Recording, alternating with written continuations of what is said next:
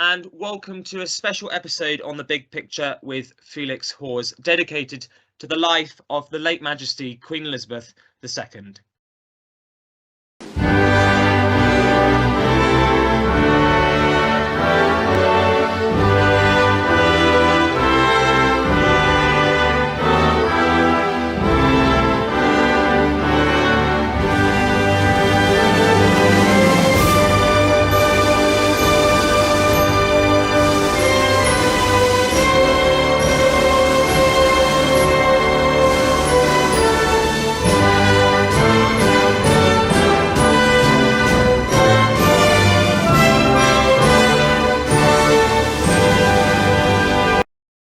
Hello, joining me today is Daniel and Damian. Hello, Daniel.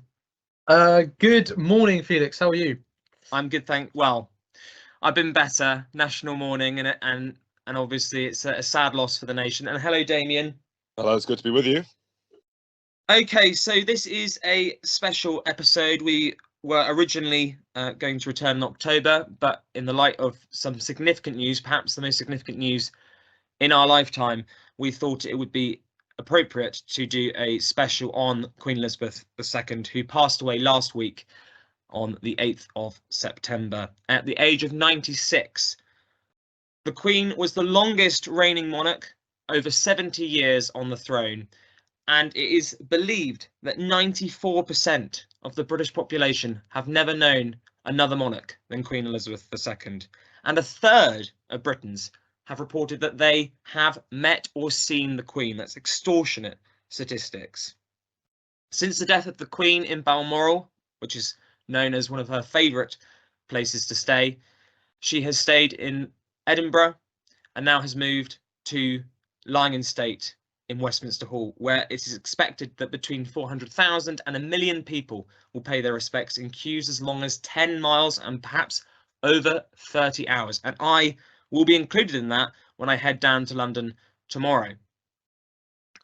So, Daniel, Damian, what have you made to the death of the Queen and the reaction to it from across the political spectrum? We've seen many tributes from people from Corbyn all the way to Nigel Farage, and everybody, at least in the initial period, was very respectful, and we've lost someone whose impact on the country and the nation, I think, is sort of unprecedented in our lifetimes, and perhaps something we'll never see again. I recall being at work last Thursday when we heard the initial news that she'd been advised to rest earlier in the day, and I remember looking outside.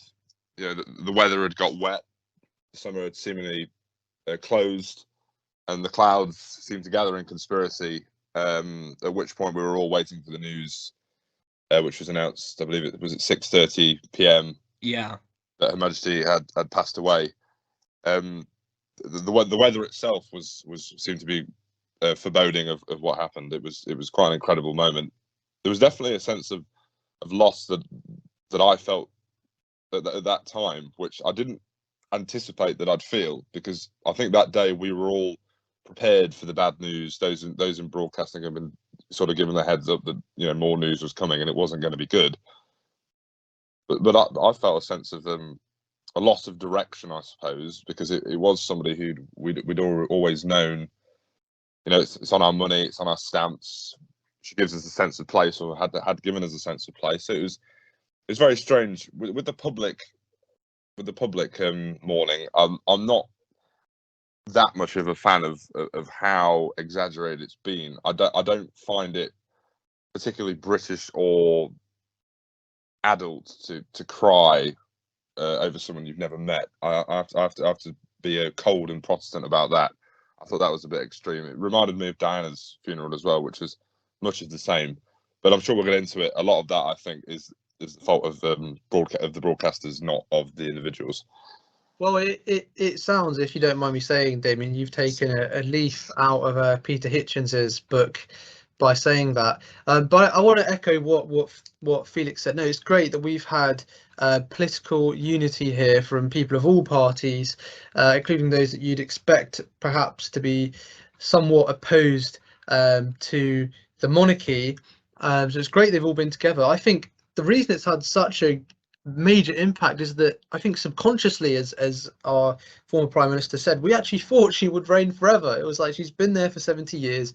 Why would she stop reigning? And yes, logically, we all knew that Elizabeth was going to die soon, certainly in the last few years, but we kind of rejected that in the sense of it can't possibly happen. And so I think we're realizing now, in this period since she's died, just how long and influential her reign was. I mean, she is the second longest reigning monarch the world has ever had in recorded history, just 2 years short, sadly, of the Sun King, King Louis XIV of France. I've got two facts that I wanted to share. The first is that her first Prime Minister, Winston Churchill, was born in 1874, which is a time that not even our grandparents, I don't believe, could probably remember. And her last Prime Minister, Liz Truss, was born over 100 years later in 1975. So she's got links back to the middle of the Victorian period, and then all the way up to the modern period as well, which is an extraordinary length of time. And the 70-year reign is I believe about 29% of the total length of history of the United States as a country. She reigned for about 30% of the United States history. I mean, that is extraordinary. So yeah, of course it's had a huge impact with a 70-year long reign. You made a point there, Damian, about broadcasting, and but do you not think that the BBC and other broadcast stations have a duty to give us rolling coverage when 33 million people watched the news on the night of the Queen's death? That is the highest ever ratings that we've ever seen. That's more than the World Cup win in 1966 and the funeral of Princess Diana, which were the previous two record holders.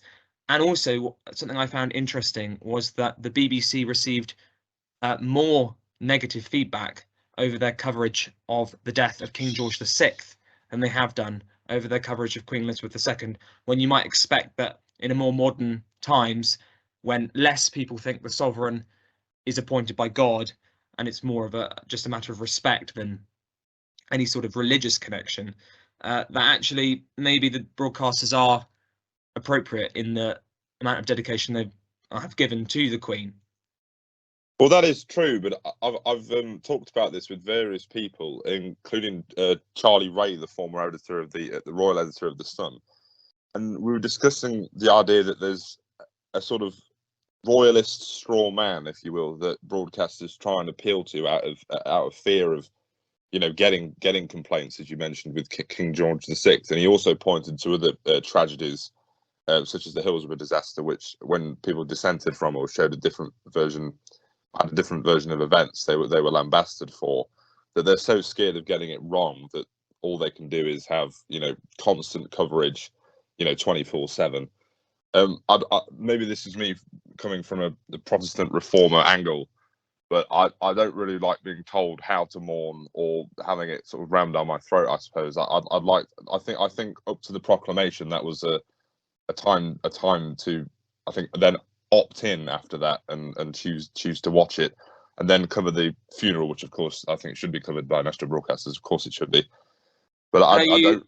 The whole morning period, 24/7, I think is a little bit North Korean, if I may say so. I somewhat disagree with Damien. I don't think it's an issue of the broadcasters, who, when you're TV and you can only actually do one thing at a time, whereas obviously newspapers, when they publish something, you know, a whole swathe of articles, it's difficult to focus on anything other than the monarchy, as that's what everyone is interested in at this time.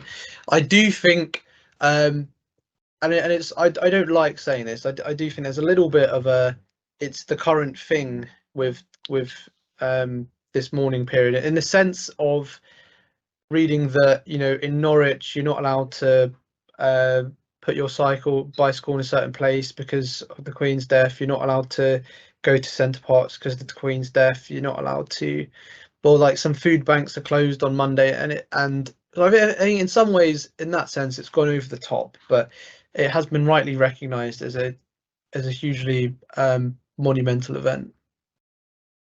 Do you think that, in a way, the monarch's death is such a significant event that really, particularly when the whole country is under the monarch, everything is it's His Majesty's government, obviously formerly Her Majesty's government, and everything, the Royal Air Force, the Royal Navy, everything is working for the monarch, that actually coming to a standstill is an appropriate response to the death of the monarch. And Centre Parks is closing on Monday, as are most businesses, to allow their staff the occasion to watch the funeral, which is expected to be watched by 4.1 billion people worldwide, which is going to be the most watched broadcast in history by quite a significant way. Is it not right that people should have the opportunity to pay their last respects to someone who's done so much for the country in a way of which I don't think anyone can truly comprehend over 70 years? The soft power that the monarch has had, and I don't know if you would agree with that, perhaps not, but the soft power of the monarchy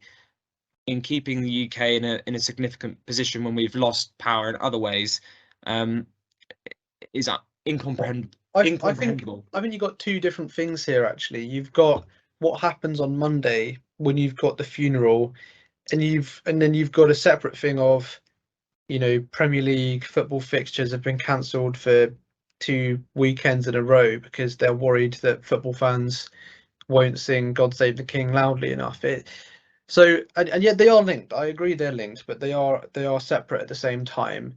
I think with Centre Parks in particular, it's a thing of they had signed a contract for all people to be there, and if you're there for a week from Friday to Friday, it's a massive disruptor to say, right, go and buy a hotel on a Monday.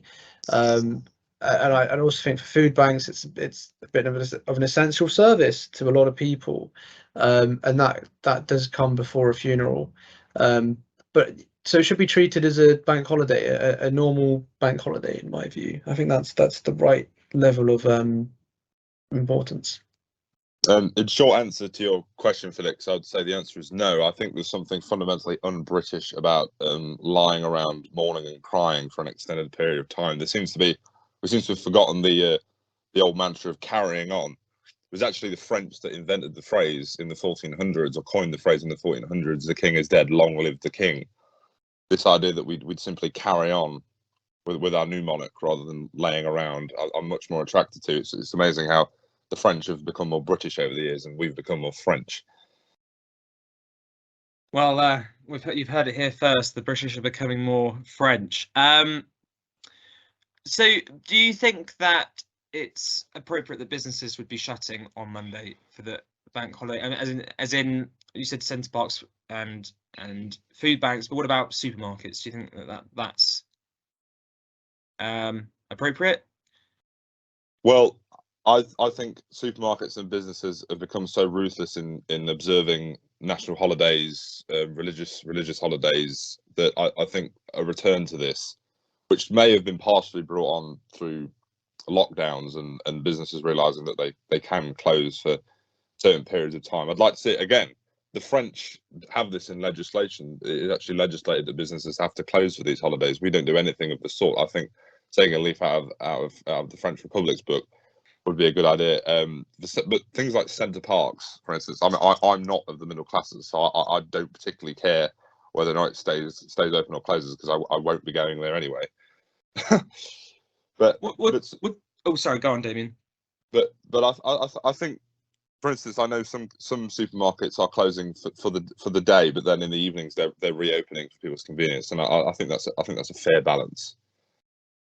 Now, talking of Britishness, obviously the monarchy is a significant part of what makes Britain Britain. Another one is queues, and as I mentioned in my introduction, there is going to be a significant queue. It's currently over 3 miles, but they're expecting over the weekend, when more people are not at work, to stretch for 10 miles, and queues of up to 30 hours, if not more, to see the Queen lying in waiting. I know of people who are physically disabled that have been willing to spend the night to see the Queen.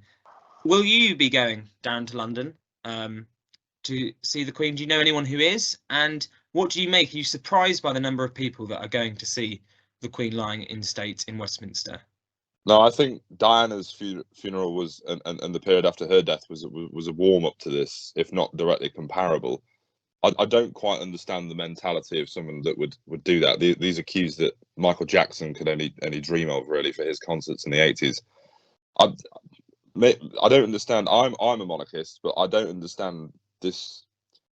Again, strange, creepy, even devotion to paying respects and queuing for such a long time. It's almost like a pilgrimage, because don't forget, people from all around the world are traveling to London to participate in this event. People with no links to Britain, formerly the British Empire, or anything. It's a phenomenon that bemuses me, but also baffles me. I think Damien here has hit the nail on the head, but he's hit the wrong nail on the head. I don't think it's creepy to want to go to Westminster Hall to pay your respects, to bow, whatever you want to do. I think that's fair enough. What I find slightly odd, but also unsurprising, sadly, is how social media, the involvement of social media in this. When those pictures were taken of the Queen's coffin being taken to Buckingham Palace, everyone there was just on their phone filming it. They're just on their phone filming it. I don't think that's a sign of reverence. No. I always think, what's the point? What is the point? Because there's a million pictures of it. You can find any of the other ones. They're probably going to be better than yours because you're not a professional photographer. That I think is the lack of reverence we have. I don't think there's anything we can do about it. But that is, in some sense, the bigger problem, if that's the right word. Also, that's an interesting. Oh, go on, the decision to fly Her Majesty the Queen's coffin instead of by royal train, I thought was a sign of the lack of delicacy and romance that we have now. The royal trains in general are much more romantic and community bonding than a plane. I believe it was the same military plane that participated in the evacuation of Afghanistan. Not a particularly romantic vehicle. And I think that was a sign. I think that was a sign that we've lost a sense of class. You've clearly once again, Damien, been reading a lot of Peter Hitchens, which is fair enough. I mean, I do respect him a lot. But I was actually advocating that we use a steam train to take her from Scotland all the way down to London. I thought that would have been a very befitting end. I agree. It's just I think that there is something slightly less fitting, but still fitting about the fact that servicemen in Iraq and Afghanistan who died were taken on that type of plane. They died, servicemen of the Queen were taken home by that plane, and now she's been taken home by that plane as well. It was mostly dogs and cats, as far as I recall, after the Home Office's scandal in the evacuation of Afghanistan, sure, and but not earlier on in the campaign. You mentioned this with all the phones and taking photos, and it's certainly a different picture to that of when King George VI died, where members of the public were coming all with their hats that most people wore then, and would take it off when the king passed. And in light of this, I think, and as well as security reasons, when these mourners, almost 1 million, go to the Palace of Westminster, they have banned anyone from taking any photos, and people have to be appropriately dressed. So in that sense, they're keeping that sense of respect and, of course, tradition. If you look at the pictures of the Queen lying in state in Westminster and compare it to her father, her grandfather, her great-grandfather, it's all look the same, and that's sort of the thread that binds the past, the present, and the future together. Damien, earlier you mentioned about it being almost a pilgrimage of people coming from across the world, and pilgrimage, of course, is often linked to a religious move, travel, I should say. But of course, for some people, those that are subscribers or followers of the Church of England, the Queen is a religious figure, whether they genuinely believe or not that the Queen was divinely appointed by God to rule. She's still the head of the church. So in some regard, there are people that do want to come and pray and pay their respects in a pilgrimage, in a similar way that the Pope, when the Pope died, John Paul II, many people travelled far to see the head of their church. So there's that link. as well. I wanted to touch upon something that's happened recently, which is where some people have been arrested for saying things like "not my king," which suggests that they have a different king that they follow by saying "not my king,"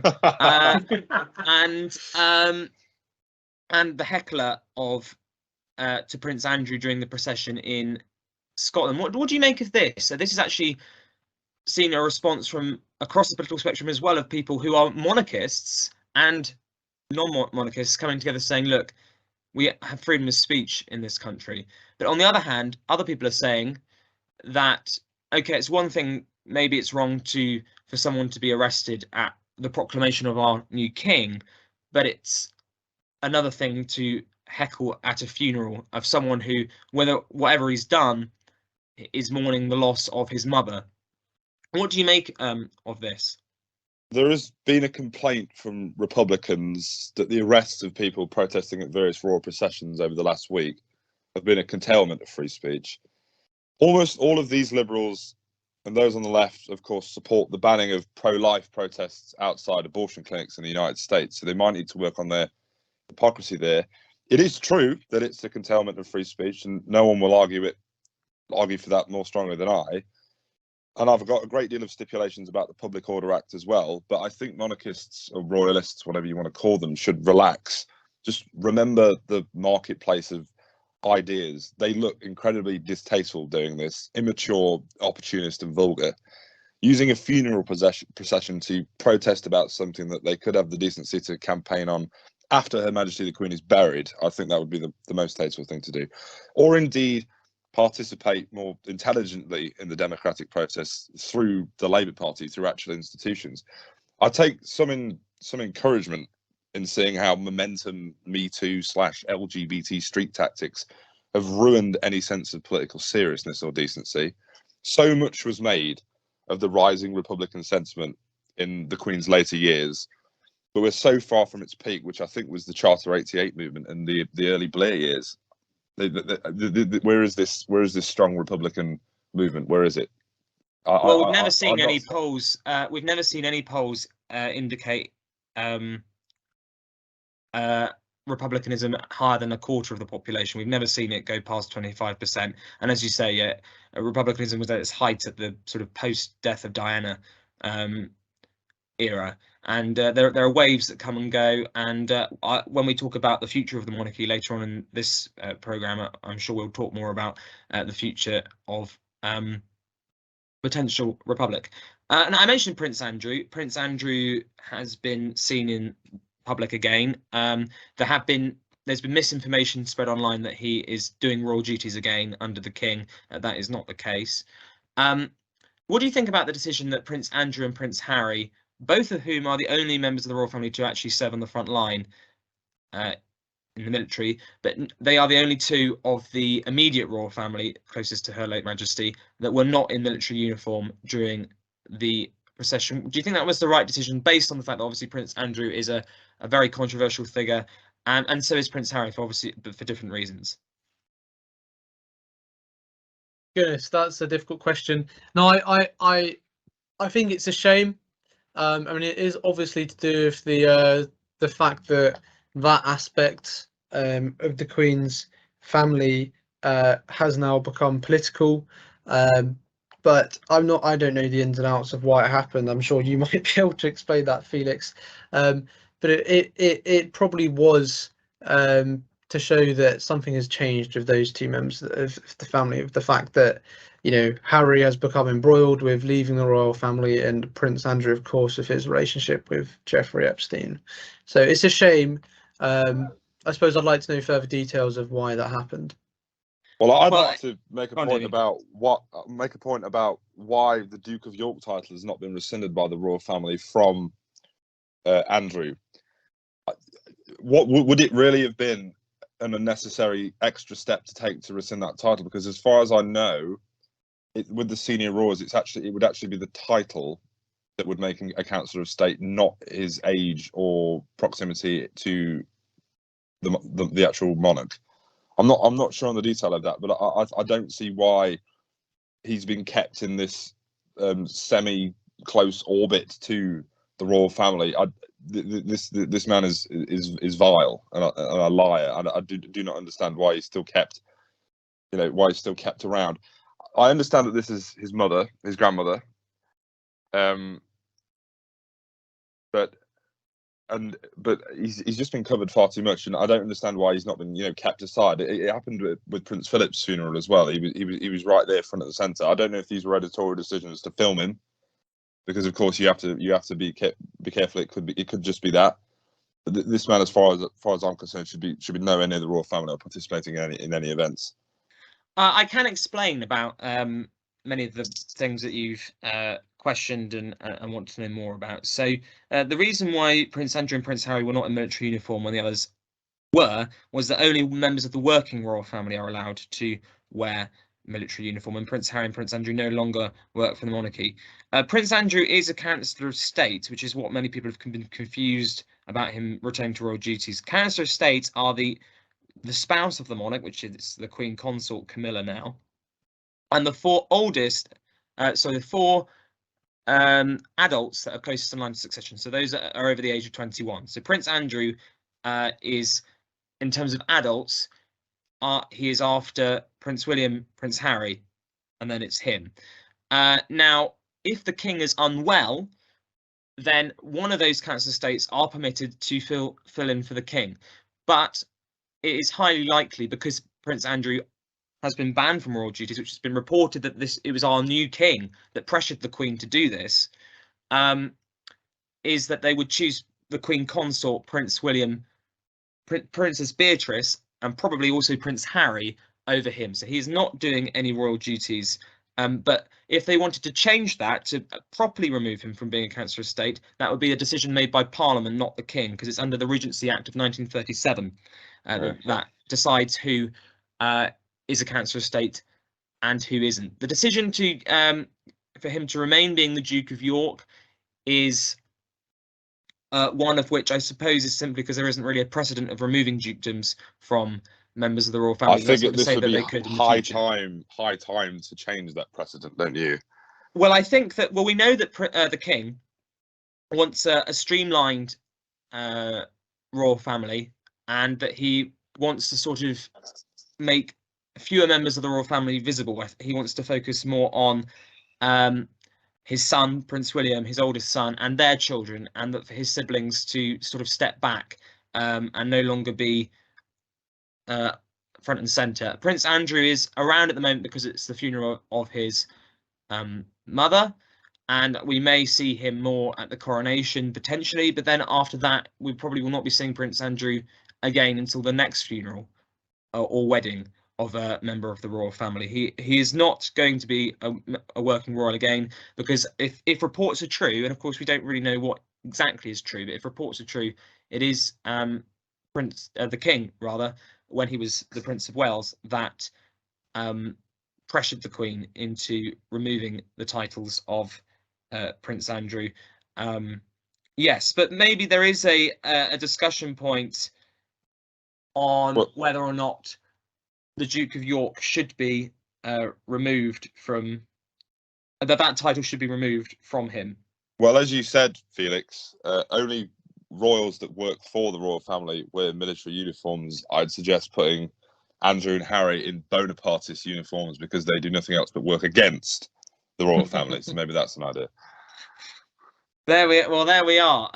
What do you think about the Prince William and his wife, the former Duchess of Cambridge, and still the Duchess of Cambridge, it's now a lesser title for her, as the new Prince and Princess of Wales, which was one of the King's first acts?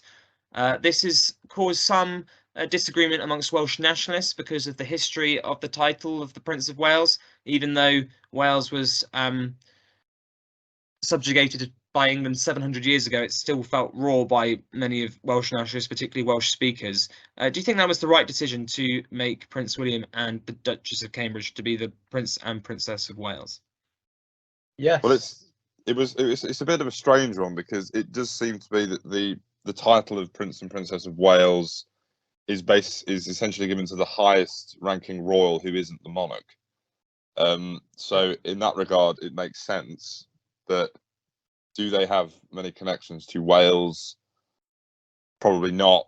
But also, Well, they but did live also- in Anglesey. Oh, yeah, I was going to say, Okay. didn't William do his helicopter rescue training in Wales He did, yes, yeah. He lived there. with Harry, presumably? Yes, yeah. They lived there together in Anglesey, and that was their first home actually as a couple. I don't know. I don't understand why we peddle to nationalists, regional nationalists, because they're never going to be satisfied. I don't understand why we should pander to minorities in both of these countries.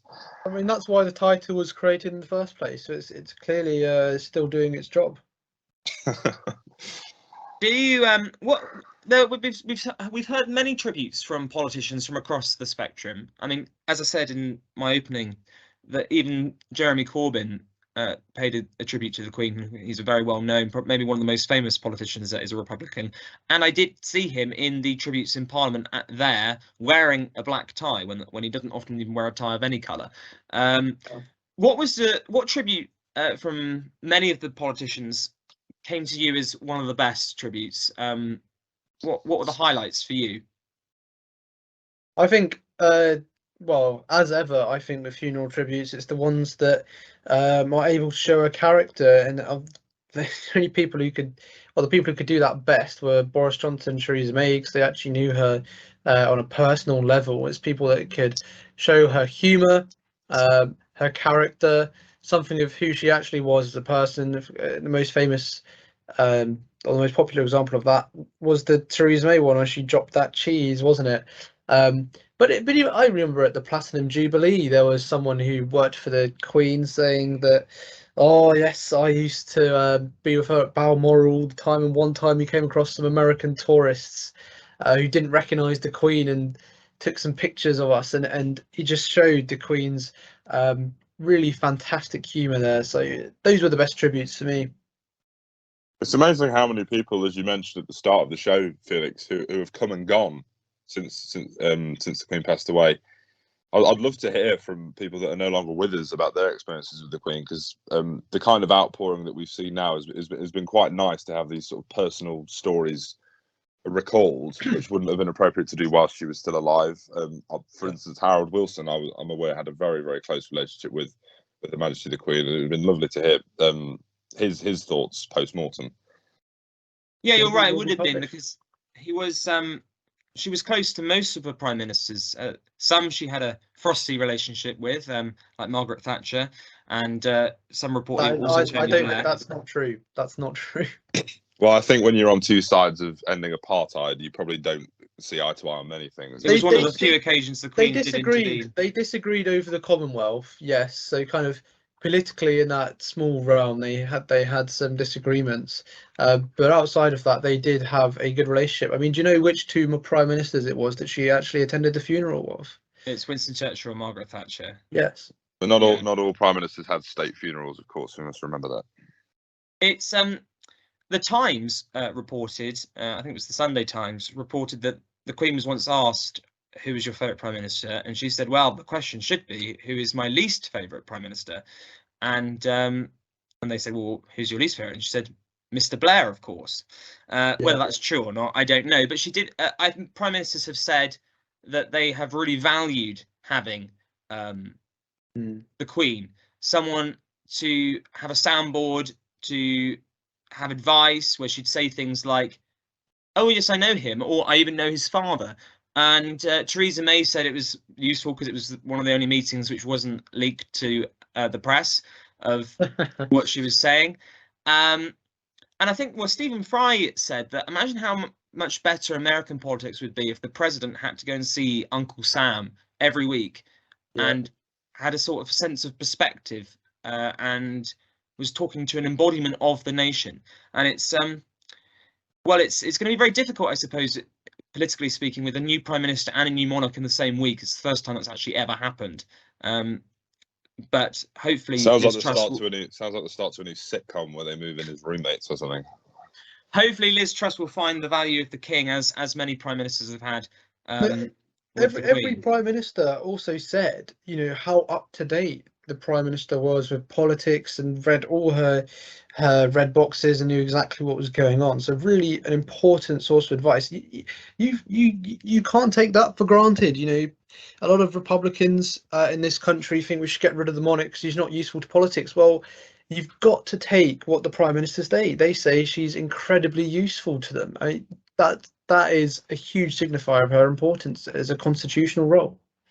And bringing people together, as we touched on with the tributes from across the political spectrum. I mean, something that was sort of very poignant for me was Northern Ireland, Sinn Féin, the political wing of a terrorist organisation that murdered a close member of the Queen's family, Earl Mountbatten, were wearing it black, and they have gone to tributes to the Queen and the service of Thanksgiving in Belfast, and have met the King.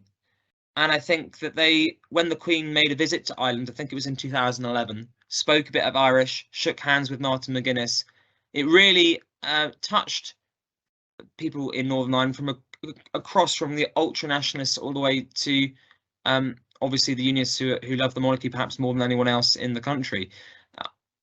A sense of unity that she had brought to not only in our country but across the world, which we'll get onto, is something I'm not sure we'll ever have again.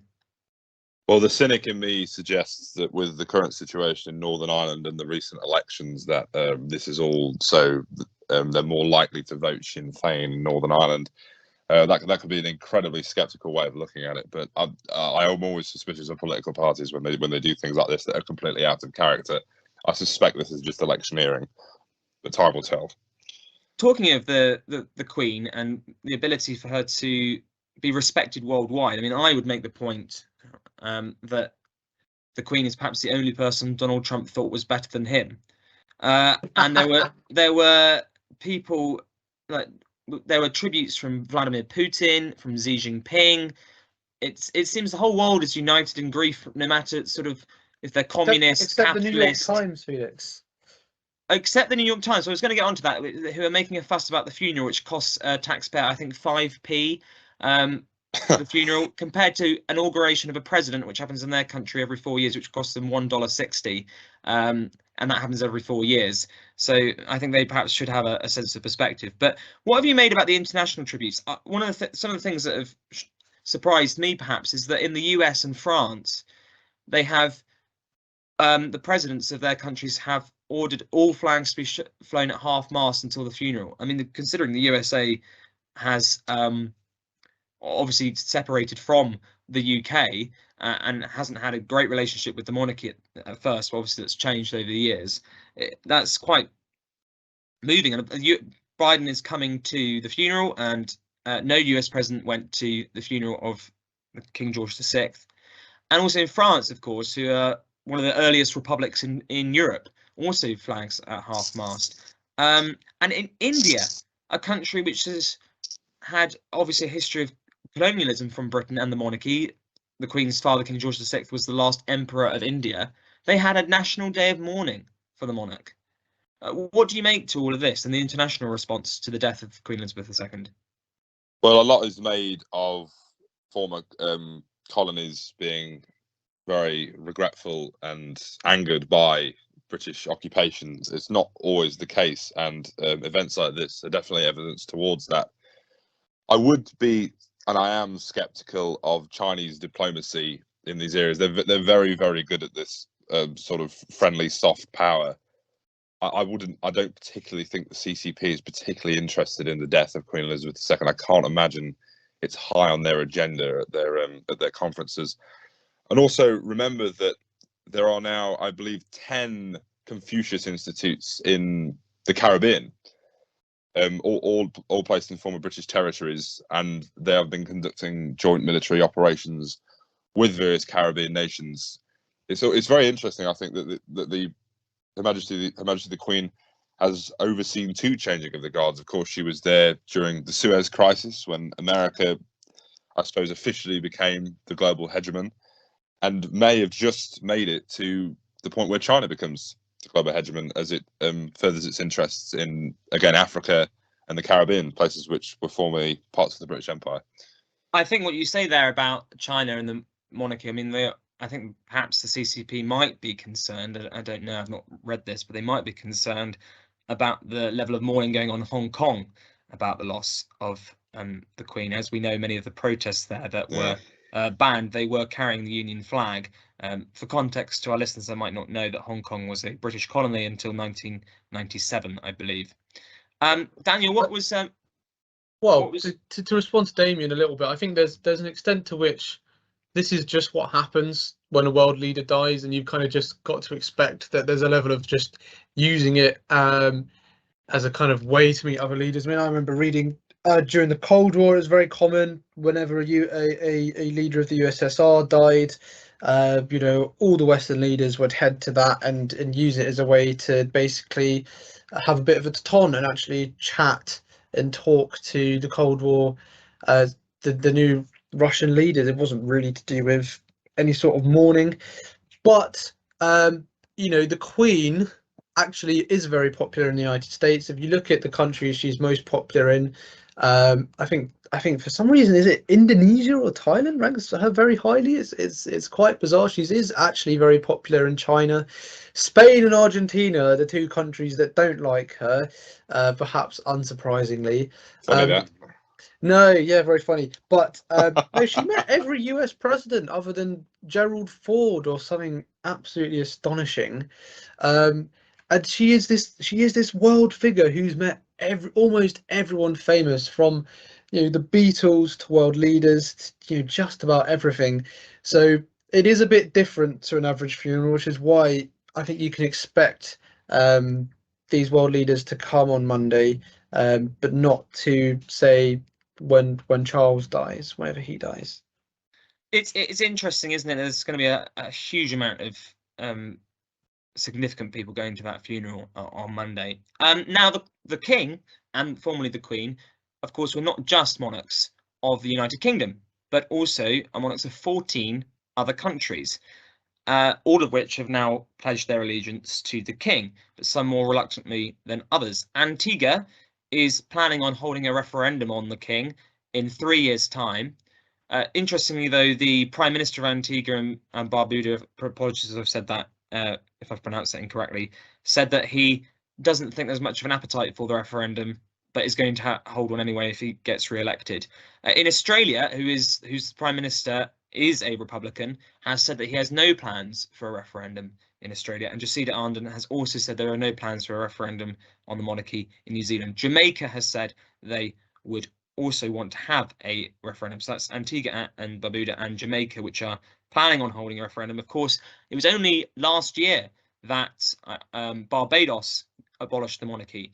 But it's interesting to note, and Damien, you said here that we believe that many of these countries don't like the monarchy, and not less enthusiastic, of course, than we are on the monarchy. But the Prime Minister, or at least a senior figure, I can't remember, I don't want to attribute the quote to the wrong person, but someone in Barbados said the reason why they didn't give a referendum to their people and just abolished it anyway was because they thought the people of Barbados would make the wrong decision regarding the monarchy.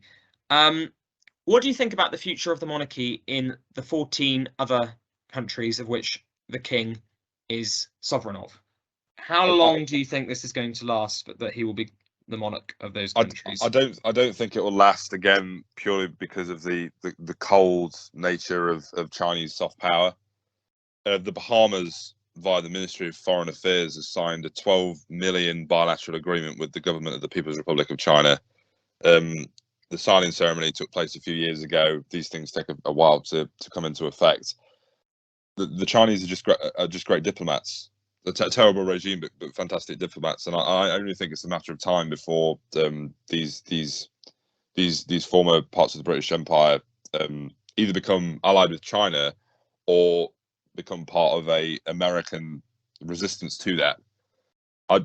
Because one of the great things about the Queen was there was this little old lady from a system of government that in many ways really shouldn't be there, in places like the UN, and she was for many years a great delicate form of soft power, as Daniel was saying. It's this person who could be above politics, but yet was so incredibly on a brief all the time. That's a great person to sort of mediate between world leaders. We don't have that anymore. It's very unlikely we'll see that again. So, in my opinion, the future looks relatively bleak, both for the British monarchy abroad and for Chinese imperialism. Daniel, what do you think? Do you expect? Let's put them into different categories here. Let's say, how long do you think you reckon the king will he be the last king of Canada, of Australia, New Zealand, and the smaller island nations which have a different history with the monarchy, more from colonialism than Canada, Australia, New Zealand, which of course does have indigenous people, but the majority of the population there are the former colonists themselves. Yeah, it's difficult to predict that because in this time, in the last few days, the popularity of Charles as a person has completely changed. I think in the polls he went up by 30 points. That's right. Yeah, will Charles make a good 62%. king? It doubled. I mean, I don't think I've ever seen such a great turnaround in my entire life. And so it was, if you'd asked me this question, a week ago, Felix, or 2 weeks ago, I would have said, oh, it's kind of inevitably going to decline, but it suddenly looks like everyone's completely changed their opinion of Charles. This is the thing with the monarchy outside the UK, is that Charles is obviously going to prioritise Britain, and that's totally understandable. And in fact, I think he's got to do that. Whereas, say, for Scottish nationalism, it looks like it's on a kind of constant increase. You can see a reversal in political arguments, whereas in Australia and Canada and places, it's difficult to see that. But I don't feel I can make a prediction in this time of mourning where there's a completely different view of monarchy to, say, in 2 years' time when we would have moved on from this. Yeah, that's a very interesting point, Damien. Sorry, yeah. I think Daniel's right. It's going to really depend on the long-term boost that Charles gets from this to determine whether he will be the last king of places like Canada. Maybe Republicans are just biding their time, waiting for this initial period to plateau and then sink back into regular day-to-day political business. I think if Republicans abroad then decide to start hosting referendums or even begin the discussion about removing the monarch as their head of state, I think that will then be the casus belli for Republicans here to start the discussions about whether we should continue with the monarchy. I think with my dialectical hat on, that will be the snowball, the start of the snowball that increases. I was going to come to this later, but as we're talking about this now, I'll talk about this, and then I want to make a point about the Commonwealth and the Union before we go on to the last question, which is the greatest legacy. But as we're on to the future of the monarchy, as Daniel touched upon, the popularity of the king has increased hugely. When it was asked, do you think, as it was then, Prince Charles would make a good king, the figure was around 30% at the time of the Platinum Jubilee, which is only a few months ago. A poll recently said that 62% of the population think he'll make a good king, and only 15% think he'll make a bad king. If I remember that rightly, that's from YouGov. Apologies if I've cited that incorrectly, but I believe it is correct. Looking at the most recent poll, this is when the Queen was monarch, on abolition of the monarchy. I'm going to just break it down by age group for you. 65 and plus, it was 80, and I've removed the don't knows. 65 plus, it was 86% in favour of keeping the monarchy, 14% against. 50 to 64-year-olds, it was 76% in favour, 24% against. 25 to 49-year-olds, it was 68% in favour, 32% against. 18 to 24-year-olds, 52% in favour, 48% against. So very close for 18 to 24-year-olds. We've mentioned Peter Hitchens earlier. Peter Hitchens made a point that Britain, we shouldn't be confused that Britain is some sort of a huge monarchist country. He said we are a country that has a huge affection and respect for the Queen, but that shouldn't be confused with the monarchy as an institution. So as you say, it is going to be interesting to see what happens under the king. But as we've seen, his popularity has increased, doubled, which, as Daniel, you've said, I think that's unprecedented for somebody to become so popular so quickly. What do you think about the future of the monarchy? And obviously, we'll talk about this more at a later date because this is more about reflecting on the Queen. But in this country, what do you think about the future of the monarchy? It's an important question, and of course, it's always worrying when amongst young people there's a lack of support for the monarchy. I think it's unsurprising, but I'm not that worried about it. And the reason for it is because if we ever do sadly get to a point where we actually have like a proper national debate about whether we should maintain our monarchy, I think easily the royalists will win it, and this is the reason why young people are not so supportive of the monarchy, is they don't know the arguments for it. It hasn't really been discussed, and you're kind of naturally going to think, well, why does that work then? Why do we have a royal family? Actually, as we've kind of been mentioning today, as soon as you get every single prime minister in living memory saying, actually, this is someone who has always been incredibly valuable to me, and you've got someone who's a head of state who's apolitical, and we can see the issues of the fact that you've got a political head of state in, say, America, and then it makes the president almost too important with a figure, a kind of celebrity figure. As soon as these arguments start being made, and you can show why the royal family is incredibly useful to the country, even the economic arguments as well, which we haven't even talked about today, that they will be won over. Of that, I'm not very worried about. I just think it's because these kind of arguments aren't talked about much unless you read particular columnists, you know. I think Daniel's right on that, and also a lot of juvenile Republican arguments tend to start from the false assumption that we are still ruled by Stuart tyrants or mentally deranged Hanoverian kings, which of course is not the case. As Daniel highlighted, we have an apolitical monarchy. It's a completely different situation than one Republicans often like to paint. But on that, I think with what you said about Peter Hitchens, and we talked about this earlier, with all the mourners that are coming from all over the world, is this a cult of personality? Is Queen Elizabeth a cult of personality? Is that what a lot of this is based on? Is it based on the celebrity rather than a reverence for the institution? But I suppose time will tell, won't it? In the UK, we should be more worried about having a future monarch, which I suppose could be George, who is not interested in maintaining this apolitical role, than we should be about young people not knowing much about the monarchy. I mean, that's my personal view. That because as soon as the monarch is political, doesn't take his or her role seriously, I don't think there's any way of coming back from that, and that will inevitably happen. It could happen in 300 years' time. It could happen in 3 or 4 monarchies' time. That's the more worrying thing.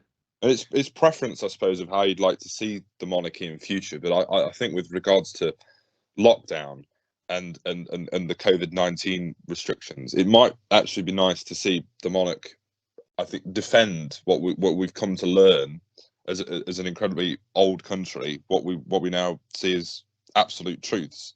Sometimes, things we fought for and earned the right to. Sometimes in the past, in spite of monarchs, suspension of civil liberties, rule by dictate. These are things that reformists from Gerard Winstanley, John Calvin, Thomas Cromwell, Thomas Paine, and Benjamin Franklin all opposed, and their children were all keen on seeing, and their children now, their ideological children, are all quite keen on seeing that being swept aside under the guise of public health. I wouldn't have minded a bit of skepticism over such an incredible, momentous thing happening in this country as the suspension of civil liberties. I think obviously the monarch would have there was a consensus amongst the population that lockdown at the time was appropriate response, and I think it would be a risk for the monarch to intervene politically, and I think the Queen knew. But that's the thing. That's the thing with authoritarianism, is you pass the law first and then question people second. Often that way you will get a positive answer and a confirmation. Whereas in a free society, we do it the other way around, and we debate things first. It might have been nice at that point for the monarch to actually champion the importance of Parliament. She could have actually come to the defence of Parliament there and said, no, these things need to be debated at full and in length, which of course it was not happening, because we all got incredibly frightened. That was a point which the monarch could have defended Parliament there. No, look, as much as I myself am a lockdown skeptic and think, particularly from the second lockdown, it was a huge mistake of the government to do lockdown. I mean, just look at the inflation now. The Queen can't do that. The Queen can't do that. I mean, yes, 5 years ago she could have said we need to protect our civil liberties, and that would have been fine because it wasn't a political thing to say. As soon as it becomes political, the Queen can't say it. As much as I in some ways wish she had. It would have destroyed the monarchy. It would have But destroyed she it. was a scrupulous diplomat, and I think she, and in her own gentle sarcasm, could have made a point about defending Parliament's right to debate things in full. I don't think that would have been perceived as Perhaps between the anti-lockdown. lines. Perhaps between the lines, because she couldn't have said, Yeah, that's what I'm I'm saying. worried about my subjects not I wasn't having their civil and suggesting. peaceful. It just wouldn't have worked. It just I wasn't wouldn't have worked. suggesting that the Queen should have knighted Toby Young at the time. That was not my Oh, point. if only she had. It was more that she could have made a subtle remark about the importance of parliamentary debate, sort of in that sort of very passive aggressive, sarcastic way that we always love the Queen for. Well, one of we mentioned about political influence, and one of the very rare occasions the Queen made any hint of her political opinions was during the referendum on Scottish independence, where she said, "I want people to think very carefully about their future," which was meant to be a sort of a sign that for people to not vote in favour. And David Cameron, who got very told off for this, did reveal that the Queen purred down the line when she heard that Scotland was voted to stay in the country. One of the things that has really interested me is the response of the Scottish nationalists to the death of the Queen. Nicola Sturgeon and John Sweeney, the Deputy First Minister, have been very much in grief, shared grief with the rest of the country, and are strong supporters of the King and keeping the King in an independent Scotland. But interestingly, John Sweeney has been saying things like Scotland has a pivotal role in the Union, which is interesting that the death of the Queen has somehow made him make arguments in favour of the Union, that Scotland actually does have a role to play. What do you think about the monarch's role in keeping the Union together? Of course, the Union of Crowns happened about 101 years before the political union of the parliaments. What do you think the Queen? Do you think the Queen has had an impact on the union between our four nations? I think it's something. Go on. So go on, Daniel. I think it's something that the Queen really struggles to. Sorry, I think it's something that SNP struggles to know how to respond with, because she's popular in Scotland. So she kind of accidentally is a political minefield for the SNP to overcome, really. Yeah, and I think the last week and the fact that she spent her dying days in Scotland, the place in which has been repeated many times that she always loved and often frequented, I think that also the romance and the tragedy as well of the last week has certainly endeared her even more to the Scots, because she definitely was a lover of Scotland. And I spoke to James Melville, the political commentator, who says Scots love nothing more than someone that loves them. So a bit of narcissism from the Scots, but it doesn't go amiss. And she definitely was somebody that loved Scotland. Well, of course, she was more Scottish than she was English. Her mother was from a Scottish aristocracy family as well. So, and Nicola Sturgeon called her Queen Elizabeth, Queen of Scots, and she's a descendant of many of those Scottish monarchs as much as she is Robert de Bruce. She's a descendant of Robert de Bruce and many other Scottish figures. Another thing that I think has been mentioned in this period of mourning is that the Queen had such a pivotal impact on the Commonwealth. This is a group of countries which have a very checkered past with the United Kingdom because of the Empire, yet they're still together in a union of nations under the Queen, and they elected, because it's not a hereditary position to be head of the Commonwealth, they elected the King to be the Queen's successor upon her death. What do you think about that? That the Queen has managed to keep many countries together that have had such a checkered past, and to the extent that actually the countries which were never part of the British Empire, that never had any relationship with the Crown, have wanted to join, such as Rwanda, and there's also talks that perhaps Ukraine will join the Commonwealth after the invasion is finished. So much tripe is made of the Commonwealth as if it's some relic of British colonialism by certain commentators and people of certain political opinions. Let us not forget that this is a voluntary organisation. There was no obligation to join the Commonwealth after the fall of the British Empire. It was not a reconstitutionalization of the British Empire when it admitted that it wasn't as politically influential. It was a wholly voluntary organisation. We, of course, turned our backs on it to some extent when we joined the European Union, but I think now, after leaving the European Union, there is a chance to increase relations with the Commonwealth. And I think if the Conservative Party and other future governments play their cards right and are good at their diplomacy, which that's a huge caveat, of course, we could see the Commonwealth last for quite some time yet, and here's hoping. Daniel, what do you think to the Commonwealth?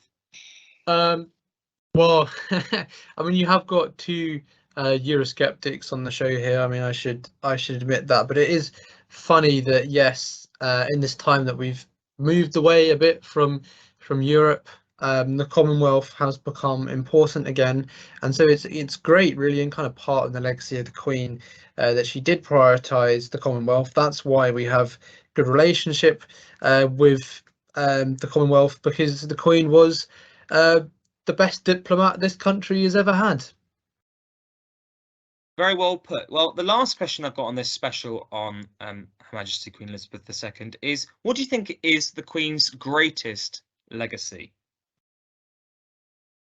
Well, I've got a quote from 1952 to say to you all, which is that she said to us upon ascension to the crown, which is the British people and her subjects ultimately, she said, "Pray for me, that God may give me wisdom and strength to carry out the solemn promise I shall be making, that I may be faithfully serving you and him all the days of my life." And I think the most incredible thing about that quote was that it was said 70 years ago, and that is exactly what she did. She did not falter. And yes, you know, there was some scandal in her family, but she herself had very little scandal. You'd have to do an incredible delving into the history books to find anything political that she actually said. Boris Johnson said he wanted her to be titled Elizabeth the Great. It's a good idea. I think he's wrong. I think that should be a title reserved for political kings and queens such as Alfred. In fact, that is the only great in British history. But there's a new suggestion out just in the last couple of days from Lord Farmer, the former Tory treasurer, who said Elizabeth the Faithful. And I wholly support that. In fact, I think it'd be great if Parliament could amend the Royal Titles Act to have that in, because that is her greatest legacy. It's the fact that she was dutiful and faithful to her country always throughout 70 years, which is absolutely astonishing at a time where the country has come slowly to revere those sort of things less and less. And that's the central tenet of her life, was her faith. And one of my favourite quotes that I'd say as a Christian was that she said, "I hope I will be alive when Jesus returns, so I can lay my crown at his feet." And that's a great quote, because very few people other than her can possibly say that. It was very powerful. I remember talking to Charlie Ray about the old Disraeli Victorian Tory idealist campaign of using the monarchy to unite the working classes and the wealthy in Victorian times, when of course the disparity between the two was huge. I suppose it is now, but it's probably very difficult to compare then and now, the differences in wealth. But I think that there's something far more important that we need to remember about the Queen, is that the idea of Queen and country was it was a very serious commitment that men who stood together in the Somme, in villages all over Northern Europe, in Africa, and in Indochina stood together, and that was something that united them, a lot more powerful than sort of Hobbes-Bornite ideas about class consciousness bonding people when they're under machine gun fire. I think that legacy will live with her when it applies to conflicts that we've experienced in the latter part of the 20th century. But I regrettably have to say that I think the decline in faith in this country is something that has gone with her reign, and that is a tragedy to me. The demise of the Church of England is very sad, but that is a legacy I think that we'll have to reconcile. Well, thank you, Damian, and thank you, Daniel, for joining me today on this special on Her Majesty the Queen. We will be returning the big picture. We'll be returning in October for a new series with me as the host. And until then, goodbye, and God save the King.